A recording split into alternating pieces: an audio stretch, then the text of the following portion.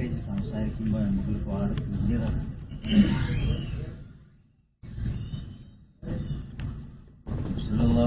ഇവിടെ സത്യേറ്റ് വന്നു 40 വയസ്സ് വരെ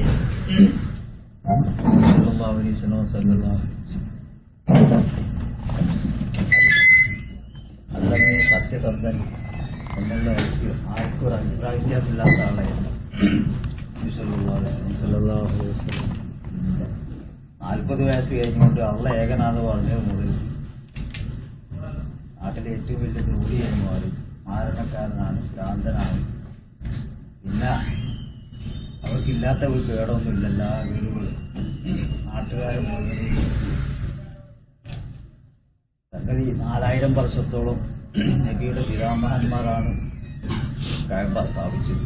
ആദം നബി അലൈഹി സ്വലാം തുടങ്ങി. പിന്നീട് ഇബ്രാഹിം നബി അലൈഹി സ്വലാം നബിയുടെ പിതാമഹനാണ്. അപ്പം അത്രയും പാരമ്പര്യമുള്ള ആ നാട്ടിൽ നിന്ന് അവസാനം നബി സല്ലല്ലാഹു അലൈഹി വസല്ലം കഴിയും നാട്ടുകാർ കല്ലെറിഞ്ഞിട്ട് പുറത്തു പോകേണ്ടി വന്നു. ഇതിന് തെറ്റിപ്പോൾ എന്താണ്? അള്ള ഏകനാണ്, നിങ്ങൾ അതിനനുസരിക്കണം, അതായിരിക്കണം. ഈ കാര്യം ഞാൻ നിങ്ങളോട് പറയുന്നതിൽ ഞാൻ നിങ്ങളോട് വേതനങ്ങളൊന്നും ചോദിക്കും. എനിക്ക് വേതനവും ശമ്പളമൊന്നും വേണ്ട, പറയുന്ന കാര്യങ്ങൾ സ്വീകരിച്ചാൽ മതി എന്നുള്ളൊരു ദൗത്യം അറിയിച്ചതിൻ്റെ പേരിൽ മാത്രമാണ് കുടുംബവും അനുയായികളെ ഏറ്റെടുക്കുന്നത്. നമുക്ക് കുറെ സമാനമായ സ്വഭാവമാണ് ഇപ്പം നമ്മുടെ സ്ഥിതി. തിരിച്ച് നമ്മളും ഞാനിപ്പം വളർന്ന് ഏതാണ്ട് അടുത്ത കാലഘട്ടം വരെ നാട്ടിലൊരാൾക്കും ഒന്നും പറയാനില്ല.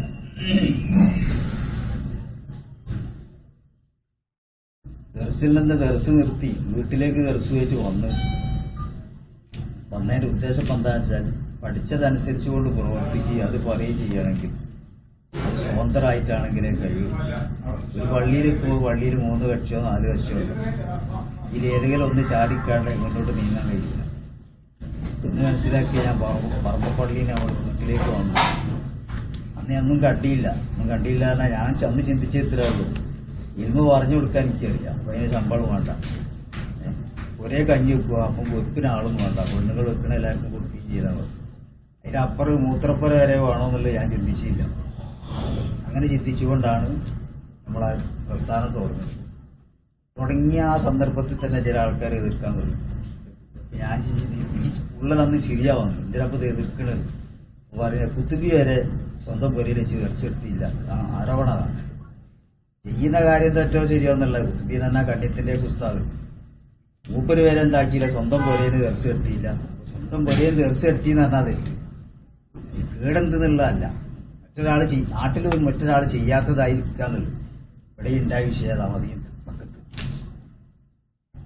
ഓലെല്ലാവരും ആരാധിച്ചു പോകുന്ന ആയാലൊക്കൊന്നും കൂടാതെ സ്വന്തം നബിക്ക് കിട്ടിയ കാര്യം ജനങ്ങളോട് പറഞ്ഞപ്പോണ്ട് ജനങ്ങളെല്ലാവരും കുടുംബങ്ങൾ വരെ നിങ്ങളോട് എതിർക്കാം. നബി അതുപോലെ വളരെ കാര്യങ്ങൾ ചെയ്തു നോക്കി. വീട്ടിൽ സദ്യകൾ ഉണ്ടാക്കണ്ടേ ആദ്യകാലം, ഇതേ കാശുണ്ടായിട്ടല്ല, അങ്ങനെ സദ്യ ഉണ്ടാക്കി കുടുംബങ്ങളൊക്കെ വിളിച്ചു. ഭക്ഷണമൊക്കെ കഴിച്ചു കഴിഞ്ഞതിന് ശേഷം ചിലവൊന്നുമില്ലല്ലോ, കഴിഞ്ഞതിന് ശേഷം പിന്നെ നബി പറയും, പിന്നെ ഇനി ഞാനിങ്ങനെ ദൗത്യമായിട്ട് വന്നതാ, കളാപ്പയും മുത്താപ്പയും എല്ലാവരും ഉണ്ട്. അപ്പോൾ അത് പറയുമ്പോഴേക്കും എല്ലാവരും ചിരിച്ച് കളിയാക്കിയാൽ പോകും. ഈനെ ഇപ്പം ഞാൻ വിളിച്ചു കൂട്ടീനും വരും, ചോറൊക്കെ തിന്നുകയും ചെയ്യും. അപ്പോൾ എനിക്ക് ഈ സദ്യ ഉണ്ടാക്കിയെന്തിനാ വെച്ചാൽ ആ സദ്യ ഉണ്ടാക്കിയാലും ഞെരുക്കി എടുത്തിട്ട് എനിക്ക് നിങ്ങളോടൊന്നും ആവശ്യമില്ല, ദൗത്യങ്ങൾ ഏൽപ്പിക്കലേ ആവശ്യമുള്ളൂ. നിങ്ങളുടെ കുടുംബങ്ങളായതുകൊണ്ട് ഇത് ആദ്യം ഏറ്റെടുക്കേണ്ടത് നിങ്ങളാണ് എന്നുള്ള നിൽക്കാൻ നബി കുടുംബങ്ങളെ വിളിച്ചു. അപ്പോൾ അങ്ങനെയാണ് ഇവിടുന്ന് പുറത്തു പോകേണ്ടത്. അപ്പോൾ നാട്ടുകാരൊക്കെ എതിർപ്പായി. മദീനയിലെത്തിയപ്പോൾ മദീനയിൽ അന്നേരത്തെ പ്രബല 2 കിതാബിന്റെ ആൾക്കാരാണ്. ഒരു കിതാബിന്റെ ആൾക്കാർ ഈസാ നബിന്റെ ആൾക്കാർ, മറ്റേ കിതാബിന്റെ ആൾക്കാർ മൂസാ നബിന്റെ ആൾക്കാർ, പിന്നെ ബൗദ്ധ വിശ്വാസികൾ ഒരു 3 കൂട്ടരെതിരെ ഇനി ആരുമില്ല. അപ്പോ ഇവിടുന്ന് നാട്ടുകാർ പുറത്താക്കിയപ്പോൾ അൻസാരികൾ പോയിക്കാൻ പേര് കിട്ടിയത് മദീനത്തിൽ എന്നാൽ നമ്മൾ കാണുന്ന സ്വഭാവവും അത് അവർ ഈ പാരമ്പര്യമായിട്ട് നേടിയതാണ്. നാട്ടുകാർ പുറത്താക്കിയ സമയത്ത് ഞങ്ങൾ നിങ്ങളെ സ്വീകരിക്കാൻ വേണ്ടി തയ്യാറാന്ന് പറഞ്ഞ ഒരു ഈടേറ്റ് വാങ്ങി നബിനെ വാങ്ങാൻ തന്നെ അള്ളാഹിനെയും റസൂലിനെയും ദീനെയാണ് ഇവിടെ വാങ്ങുന്നത്. അപ്പോൾ ആ സമയത്ത് നബിന്റെ പിതൃവ്യൻ അബ്ബാസ് റളിയല്ലാഹു അൻഹു പ്രത്യക്ഷത്തിൽ കാഫിര്യങ്ങളോട് കൂടിയാണെങ്കിലും മാന്യതയ്ക്ക് വേണ്ടി സംസാരിച്ച് ഞങ്ങൾ വലിയൊരു കുടുംബത്തിൽപ്പെട്ട ആളാണ്, എൻ്റെ ഏട്ടൻ്റെ മോന്, ആളെ ഞങ്ങൾ വേണ്ടതുപോലെ അവിടെ നോക്കും, നിങ്ങൾ കൊണ്ടുപോവുകയാണ് നിങ്ങൾ എന്ത് ചെയ്യുന്നു. അപ്പോൾ അത് ഞങ്ങൾ കൊണ്ടുപോവുകയാണെങ്കിൽ ഞങ്ങളെ കുടുംബത്തിൽ ഞങ്ങൾ എങ്ങനെ കാക്കും ആ കാക്കട്ടി പോലൊക്കെ ഞങ്ങൾ ഉപയോഗിക്കാം. അങ്ങനെ ആ തീരുമാനത്തിൽ അത് തങ്ങൾ ഏറ്റെടുത്തു. വലിയൊരു പരീക്ഷണമായി ഏറ്റെടുത്തു. അതിന് ഏറ്റെടുത്ത് ഒരാളെ താമസമൊക്കെ ആക്കി ഓരോരുത്തരും എന്ത് ചെയ്തുള്ള ഒരു വീടുള്ളതാണ്, ആ വീടിൽ ഒരു ഭാഗം മറ്റൊരാൾക്ക് കൊടുക്കുക. 2 ഭാര്യമാരുള്ള ആൾ ഒരു ഭാര്യനെ ഒഴിവാക്കിയിട്ട് എന്ത് ചെയ്യുക, വേറൊരാൾക്ക് കൊടുക്കുക. സ്വന്തം തോട്ടം മറ്റുള്ള കാര്യങ്ങളിൽ അതിൽ പകുതിയിൽ മറ്റുള്ളവരെ ഭാഗമാക്കാക്കുക. ഒന്നും കാശോ വേറൊന്നും ഇവിടുത്തെ ലാഭങ്ങളൊന്നും മോഹിച്ചിട്ടില്ല. അങ്ങനെ ചെയ്തില്ല. അങ്ങനെ എല്ലാ സഹാബാക്കും. Abdulrahman bin ഔഫിന്റെ കഥയിലുണ്ട്. മൂപ്പര് ഇവിടുത്തെ കുലീനനായ ആളാണ് ആര്, അബ്ദുറഹ്മാൻ ബിൻ ഔഫ്. മൂപ്പര് ചെന്നപ്പോൾ മൂപ്പരെ ഇങ്ങനെ എനിക്ക് 2 ആളെ വിളിച്ച് കൂട്ടുകാരാക്കി. ഇവിടുന്ന് വന്ന ഒരാളെയും ആ നാട്ടിൽപ്പെട്ട ഒരാളെ നിങ്ങൾ 2 ആളുകൾ കൂടി ജീവിച്ചു.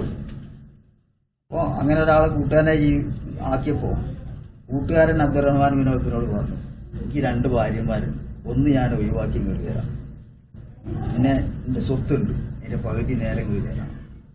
അബ്ദുറഹ്മാൻ ബിൻ ഔഫ് പറഞ്ഞു, അത് 2 വേണ്ട, ഇവിടെ അടുത്തുള്ള ചന്ത ഉണ്ടോ എന്ന് ചോദിച്ചു. ഉണ്ട്. മൂപ്പരെന്തോ കുറച്ച് കടം വാങ്ങിയിട്ട് അത് വൈകിട്ട് പോയി കച്ചവടം ചെയ്തു. വൈകുന്നേരം ആകുമ്പോഴേക്കാണ് മൂപ്പര് കച്ചവടത്തിൽ ലാഭം കിട്ടും. അങ്ങനെ സ്വന്തം മഹറുണ്ടാക്കി വിവാഹമൂല്യം മൂപ്പര് കല്യാണം കഴിച്ചു. അങ്ങനെ സ്വന്തം കച്ചവടം തുടങ്ങി. കച്ചവടം അങ്ങനെ തുടങ്ങി. പിന്നെ അങ്ങനെ ദീനിന് വേണ്ടി ചെലവഴിക്കലും കൊടുക്കലും വരലും തന്നെ. ഏറ്റവും വലിയ പണക്കാരനാണ്. അങ്ങനെ തന്നെ ദീനിന്റെ ഏറ്റവും വലിയ സഹായിച്ചാണ്. അബൂബക്കർ സിദ്ദീഖിന്റെ കഥയൊക്കെ നമ്മൾ നാട്ടിൽ നിന്ന് എത്രയോട്ടം പറഞ്ഞതാണ്. ഇവിടുത്തെ ഏറ്റവും അന്ന് ജനങ്ങൾക്ക് എല്ലാവർക്കും ആവശ്യമുള്ള ആളാണ് അബൂബക്കർ സിദ്ദീഖ്. അപ്പോൾ വിവാദത്തെടുക്കാൻ ഇവിടെ കഴിയാതെ വന്നപ്പോൾ മൂപ്പര് ഇനിയിപ്പോൾ ഏതായാലും ഞാൻ ഇവിടെ പോവാന്നുള്ളത് ഭാര്യയും കുട്ടികളാണ് ഇവിടെ പോകാൻ. അതിർത്തിയിലെത്തിയപ്പോൾ ഇബിനു തുമന എന്ന് പറഞ്ഞൊരു പ്രമുഖ നേതാവ് ഇനി അങ്ങോട്ടാ പോകണമെന്ന് ചോദിച്ചു. ഞാൻ എൻ്റെ നാട്ടുകാർ സ്വന്തം വിവാദത്തെടുത്ത് ജീവിക്കാൻ സമ്മതിക്കണേ, ഒരു നാട് വിട്ടു പോകാം. എന്നെ പോലത്തെ ഒരാൾ നാട് വിടാൻ പാടില്ല, എന്നെ പോലത്തെ നാട്ടിൽ നിന്ന് പുറത്താക്കാൻ പാടില്ല. ഇപ്പോൾ എനിക്ക് അഭയം ഞാൻ തിരഞ്ഞു പോകരുത്. ഈ നാട്ടിലെല്ലാവർക്കും പരോപകാരിയാണ്, ജനങ്ങൾക്കൊക്കെ എന്നെ ആവശ്യമുള്ളവരാണ് എന്ന് പറഞ്ഞ് സിദ്ദീഖിന്റെ കയ്യും പിടിച്ച് കൂട്ടിക്കൊണ്ടുവന്നിട്ട് കാഫിര്യങ്ങളോട് പറഞ്ഞു, ഞാൻ അഭയം കൊടുക്കണം. അപ്പോൾ എന്നെ കൊണ്ട് ഓരങ്ങൾ കൂട്ടിക്കയറും ഇത് പറഞ്ഞ് അങ്ങനാണെങ്കിൽ ഓനവൻ്റെ പുരയിലെ വിവാദത്തെടുത്തോട്ടെ, പുറത്തോ പ്രകടിപ്പിക്കാറുണ്ട്. കുറച്ച് ദിവസമൊക്കെ മൂപ്പർ അങ്ങനെ വന്നു. ഇപ്പൊരു പിന്നെയും പുറത്തൊക്കെ ഇറങ്ങി നിസ്കരിച്ചു. നിസ്കാരം തുടങ്ങുമ്പോൾ മൂപ്പർ കണ്ണെന്ന് വെള്ളം അങ്ങനെ വരും. ഇത് മറ്റ് കാഫിര്യങ്ങളൊക്കെ വന്ന് കണ്ടു കഴിഞ്ഞ് ഓർക്കും മനം പരിവർത്തനം വരാൻ പറ്റും. ഓല് വീണ്ടും പറഞ്ഞ് നമ്മൾ കരാറ് തെറ്റിക്കുന്നു, എന്നോട് ഉള്ളിൽ ചെയ്യാനാ പറഞ്ഞു, ഇത് പുറത്ത് ചെയ്യുന്നു, അപ്പം ഞങ്ങൾ ആൾക്കാരൊക്കെ ആശയം മാറിപ്പോകുന്നു. അങ്ങനെ ഈ ഇബ്നു തുവന വന്ന് അയാളെക്കൊള്ളും ചെല്ലി വിട്ടു. അയാൾ വന്നിട്ട് പറഞ്ഞു, ഞാൻ പറഞ്ഞ കരാറ് പ്രകാരമല്ല നിൽക്കണം, ഒന്ന് കഴിഞ്ഞ് എൻ്റെ കരാറ് വരാൻ നിൽക്കണം. ഞാൻ എനിക്ക് അഭയം തന്നിട്ട് എൻ്റെ അഭയം ഭേദിച്ച് എന്നെ ആരൊന്ന് ചെയ്തിട്ട് എനിക്കൊരു മാനക്കേടാണ്.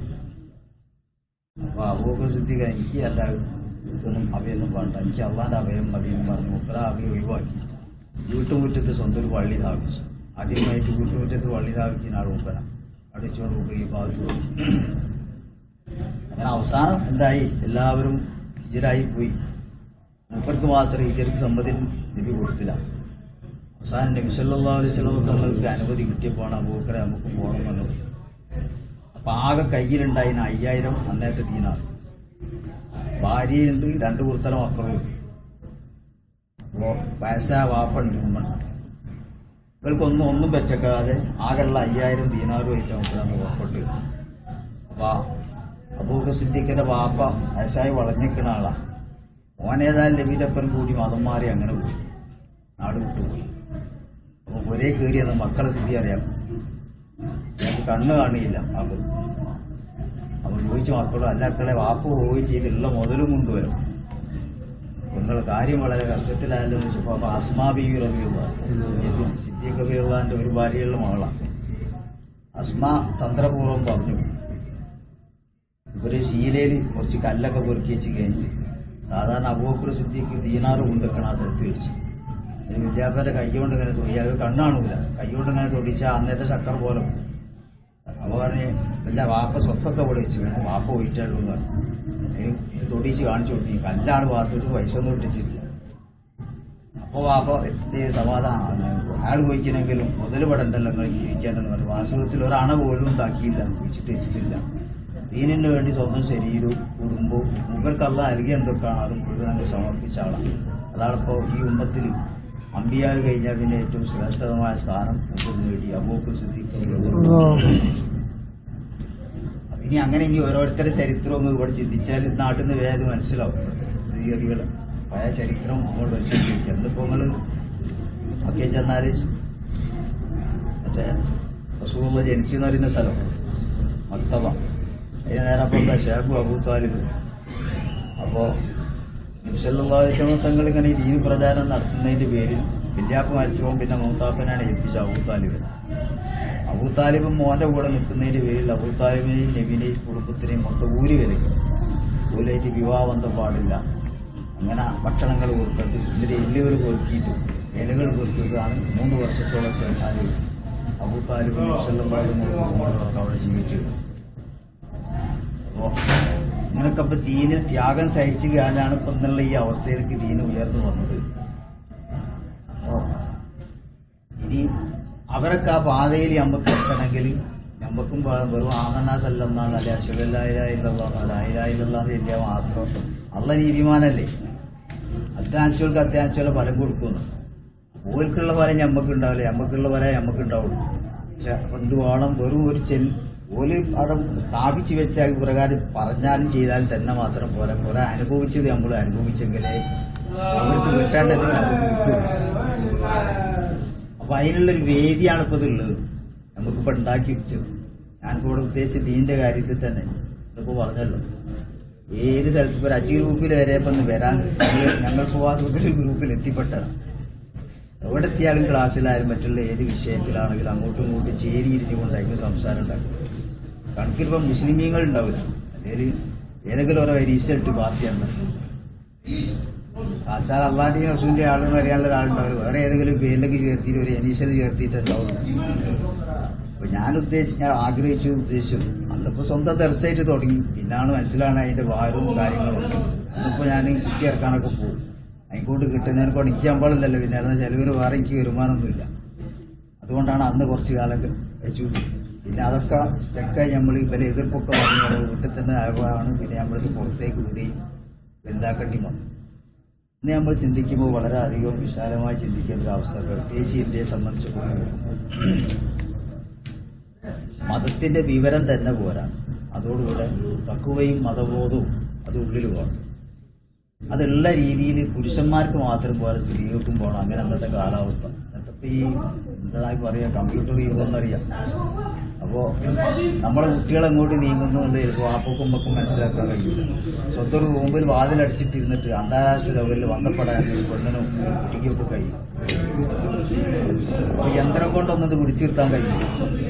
തഖ്വ കൊണ്ടും ഈമാനും കൊണ്ട് തന്നെ ഇതിനൊക്കെ നിയന്ത്രിക്കാനും കഴിയും. അപ്പോൾ മതവും വേണം, ഭൗതികവും വേണം.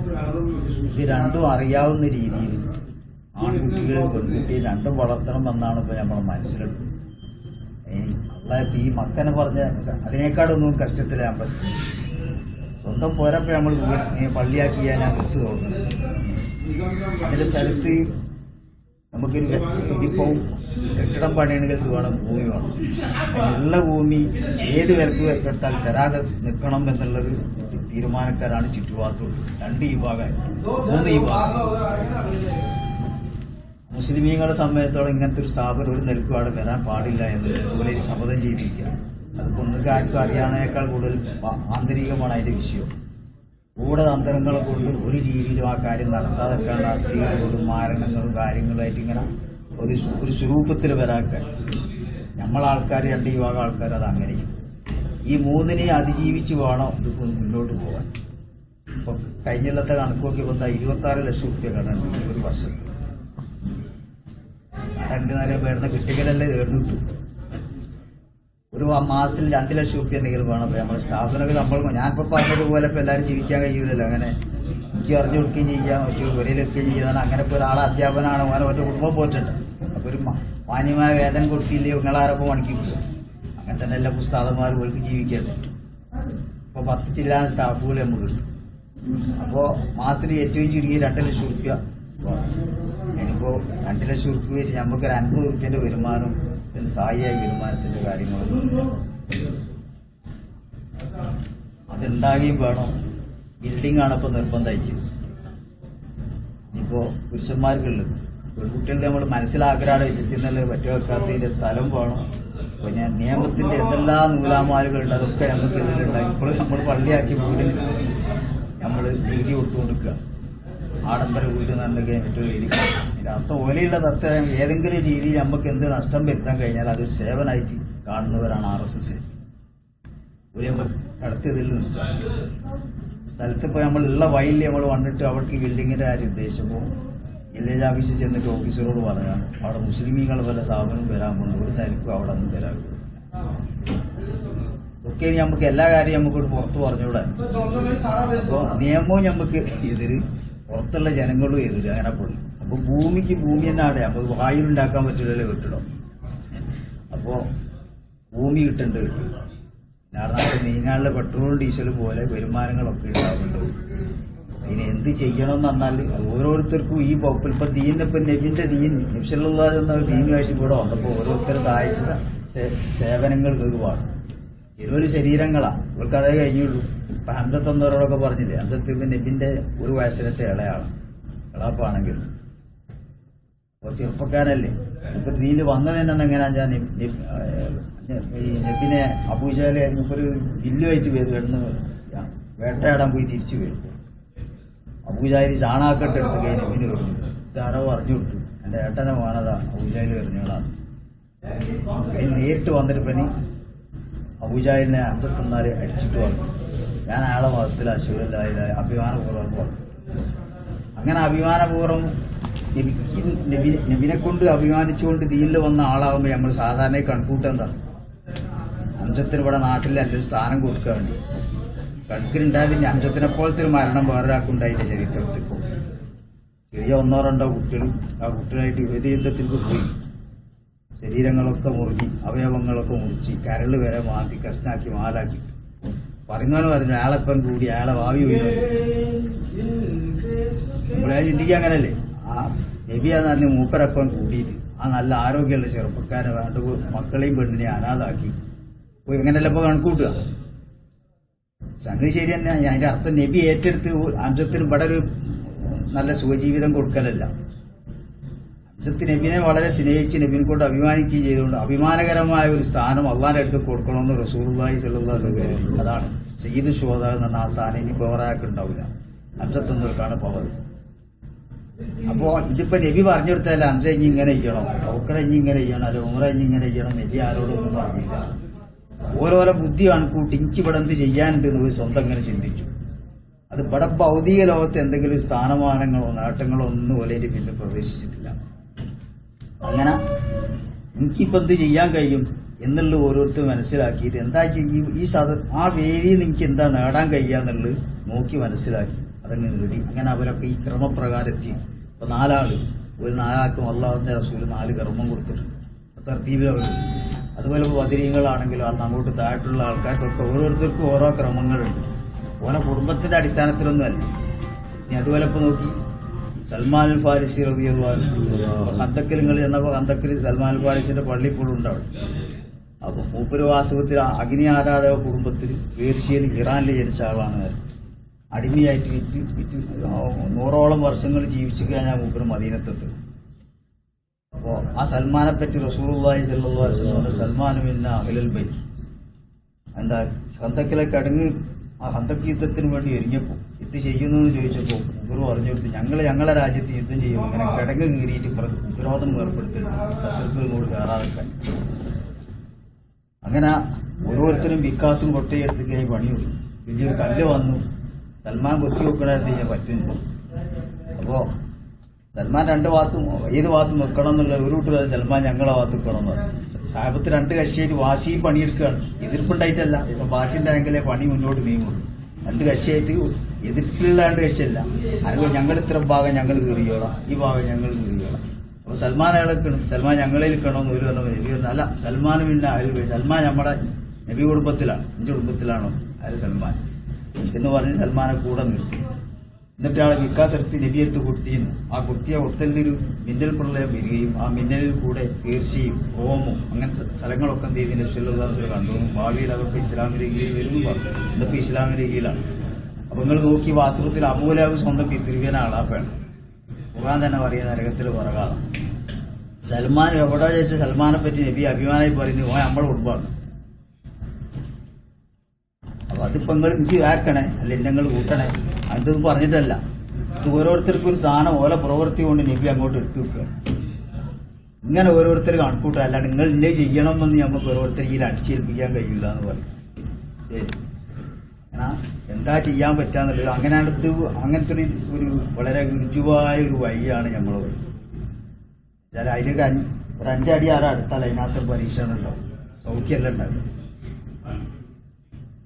നമ്മളെ നാട്ടിൽ ഇപ്പോൾ ധാരാളം ധരിക്കാനും വഴികളും ഒക്കെ ഉണ്ടെങ്കിലും ഇത്തിരി എതിർപ്പ് ആർക്കും ഉണ്ടാവില്ല.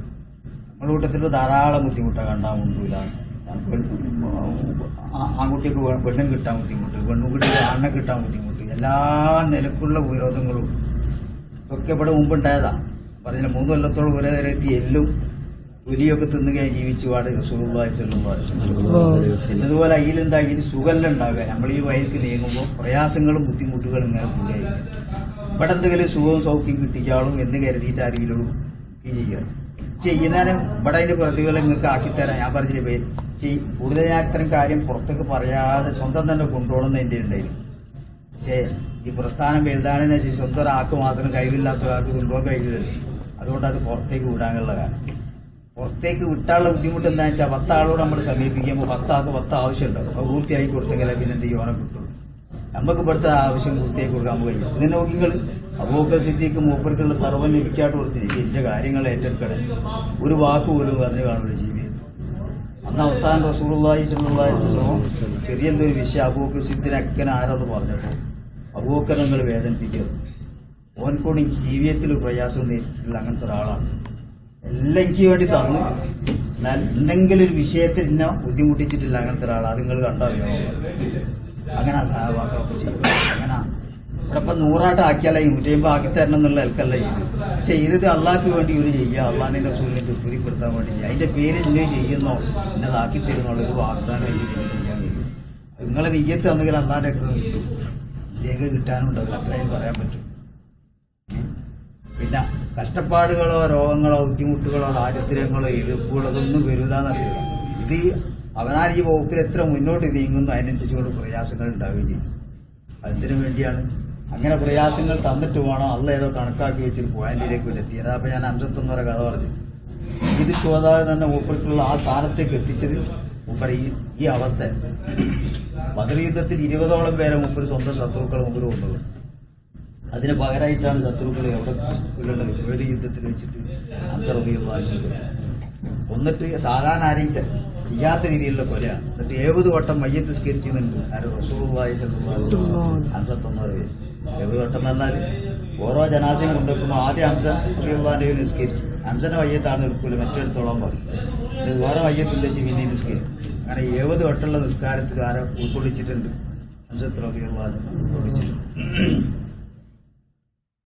എന്നിട്ട് പിന്നെ പറഞ്ഞു, എനിക്ക് കൈയാണെങ്കിൽ ഇതിനൊക്കെ പകരം ഞാൻ ചെയ്യുന്നു നബി പറഞ്ഞപ്പോൾ ഖുർആൻ ഇറങ്ങിയിരുന്നതാണ്. അങ്ങനെ പറയാനുണ്ടാവും. അപ്പൊ ഇങ്ങനെ ചെയ്തതിൽ അതിനുള്ള ഫലങ്ങളുണ്ടാവും, അതിന് വേണ്ടിയിട്ടായിരിക്കും. അങ്ങനെയാണ് ആ വിഷയങ്ങളൊക്കെ. അപ്പൊ നമ്മളെ അവസ്ഥകൾ ഇതുമാണ്. അപ്പോൾ രണ്ടും വേണ്ടിയെന്നിപ്പോ നമ്മളെ നാട്ടിൽ പറഞ്ഞാൽ മുമ്പ് ഞാനിപ്പോ അത്തരം കാര്യത്തിലേക്ക് കുറെ പ്രോത്സാഹനം കൊടുക്കില്ലേ. ഇങ്ങനെ ഭരണരംഗത്തൊന്നും സർക്കാർ രംഗത്ത് ജോലിയിലൊന്നും ഇപ്പോൾ നമ്മളാൾക്കാർ ഇന്നത്തെ കാലത്ത് ഇല്ലാതിരിക്കലേ നല്ലതെന്ന് എൻ്റെ ആദ്യത്തെ അഭിപ്രായം. ഇപ്പം ഞാൻ എൻ്റെ അഭിപ്രായം മാറിയിരുന്നു. അതിന് വെച്ചാൽ കാരണം അങ്ങനല്ല. ഒരു വില്ലേജ് ഓഫീസിൽ ഒരു മുസ്ലിമായ ഒരു ദീനീ ബോധമുള്ള ഓഫീസറാണ് ഉണ്ടായാൽ ആ വില്ലേജിലുള്ള മുസ്ലിമീങ്ങൾക്ക് ഗുണമുണ്ടാവും. അതേസമയത്ത് അവിടെ കൊടിയ കാഫറാണ്, ഹർബിയ കാഫറാണെന്നുണ്ടെങ്കിൽ ഓൽക്കാ ഗുണമുണ്ടായി നമുക്ക് ദോഷവും. അപ്പൊ ഇന്ന് ദീനായി മാറിയത് ഇന്നത്തെ കുഞ്ഞാവും. ഇങ്ങനെ കുഞ്ഞാവെന്ന് പറഞ്ഞാൽ അതിന്റെ അർത്ഥം ഒരു ജോലി എടുക്കുമ്പോൾ നമ്മൾ ചെയ്യണം എങ്ങനെയെങ്കിലും ഞാൻ രക്ഷപ്പെടണം എന്ന് മാത്രം. സാധാരണ വേറെ ചെയ്യൽ ഇപ്പം എല്ലാവർക്കും ഗൾഫിൽക്കൊക്കെ വല്ല വേണം. എങ്ങനെയെങ്കിലും അത്യാവശ്യം മൈസത്തിനുണ്ടാക്കി എനിക്ക് ജീവിക്കണം, അങ്ങനെ മാത്രം കരുതിയാൽ പോരാ. ഞാൻ ജീവിച്ചാൽ തന്നെ പോരാ. ഞാൻ ജീവിക്കലോടുകൂടെ നമ്മൾ ദീനിലേക്ക് നമ്മൾക്കൊണ്ടൊരു വലം കിട്ടിയുമ്പോൾ അപ്പോൾ മറ്റുള്ളവർക്ക് സഹായങ്ങൾ കിട്ടി.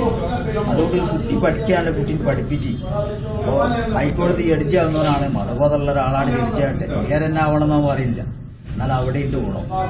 ഈ പ്രസിഡന്റ് ആകുകയാണ് അവിടെ എത്തുന്ന ആളും മതബോധമുള്ളവനായി കിട്ടിയാൽ അതിന് ഗുണമുണ്ട്. MP ആയി ML ആയി ഒക്കെ ആയവൻ ഏത് രംഗത്തേക്കും പോകണവർ പോയിക്കോട്ടെ 2 രംഗവും പഠിക്കാനുള്ള ഒരു അവസരം നമ്മൾ ഒരുക്കി കൊടുക്കുക എന്നുള്ളതാണ് നമ്മൾ മനസ്സിൽ കാണുന്നത്. അങ്ങനെ വളർന്നു വന്നാൽ ഒരു തക്കവുള്ളതായ ഒരാൾ ഏത് രംഗത്തെത്തിയാലും താഴെയുള്ള എല്ലാ ആൾക്കാർക്കും ഗുണം കിട്ടും. മറ്റേ നമ്മളിപ്പോ അനുഭവിച്ചു കുറെ നമ്മളെ ഏരിയയുള്ള എല്ലാ പഞ്ചായത്തുകളും നമുക്കുള്ള എല്ലായിടത്തും ഒരു ആക്സസിന്റെ ആൾക്കാർ ഓർക്ക് ഇതുപോലെയല്ല അവർക്ക് സ്വയം ക്ലാസ്സുകൾ രഹസ്യമായിട്ടുണ്ട്. അപ്പോ ഓല മൊത്തം അഭിപ്രായത്തിന് അതിവിടെ പുറത്ത് എല്ലാവർക്കും അറിയില്ല. ഓരോ നേതാവ് മുമ്പ് എഴുതിയ പുസ്തകം ആ പുസ്തകത്തിലുള്ളത് ഇവിടെ ഖിലാഫത്ത് സമരം എന്ന സമരം മുമ്പ് കോൺഗ്രസ് ഗാന്ധിജി മൗലാന മുഹമ്മദ് അലി മൗലാന ഷൗക്കത്ത് അലി സഹോദരന്മാർ ഇവരെല്ലാവരും കൂടി ആ സമരത്തിൽ ഇവർക്ക് വലിയ താല്പര്യമില്ല. കാരണം അന്ന് ഒരു സമരം നടത്തുന്നുണ്ടെങ്കിൽ ബ്രിട്ടീഷുകാർ പറഞ്ഞ് ഇന്ത്യ വിട്ടുപോകണം എന്ന് പറഞ്ഞുകൊണ്ടാണ്. അതുപോരാ, ഭാരതത്തിലേക്ക് കടന്നു വന്നവരാണ് ആ മുസ്ലിങ്ങൾ സഹാബാക്കൾ മുഗളന്മാരൊക്കെ. ഇവിടെ വന്നപോലെ എല്ലാവരും വിട്ടുപോകണം, ഇവിടെ ഒരു മാത്രം മതി. അതാണ് ഓരോ ന്യായം. അപ്പൊ ആ ന്യായത്തിലാവുമ്പോൾ ഇവിടെ ഒരു മുസ്ലിം ഇവിടെ ജീവിക്കുന്നതോ ഓനൊരു ഗുണം ഉണ്ടാവുന്നതോ അവർക്ക്